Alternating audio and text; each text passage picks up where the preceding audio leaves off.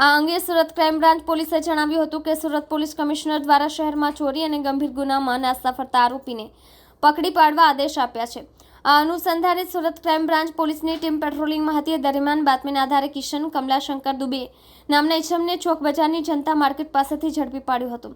આરોપી પોતાના વતનથી સુરત આવી કામ ધંધાની શોધખોળ કરતો હતો, પરંતુ કામ ન મળતા પોતાનું જીવન ગુજારવા તેમજ મોજ શોખ માટે શહેરના અલગ અલગ વિસ્તારમાં રાત્રિ દરમિયાન શોપિંગ સેન્ટરમાં, ઓફિસ, દુકાનો અને મકાનોમાં ચોરી કરતો હતો।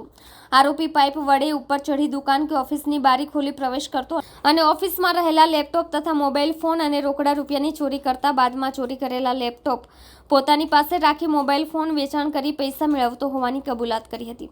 હાલ પોલીસે આરોપી પાસેથી અલગ અલગ કંપનીના ચોરી કરેલા 10 લેપટોપ અને ચોરીના 11 મોબાઈલ મળી 1.73 લાખનો મુદ્દામાલ કબજે લઈ કાયદેસરની કાર્યવાહી હાથ ધરી છે। પકડાયેલ આરોપી વિરુદ્ધ સુરતના ઉત્તરાણ પોલીસ મથક, પૂણા પોલીસ મથક, ગોડાદરા પોલીસ મથક અને વરાછા પોલીસ મથકમાં એક ગુનો નોંધાયેલો હતો।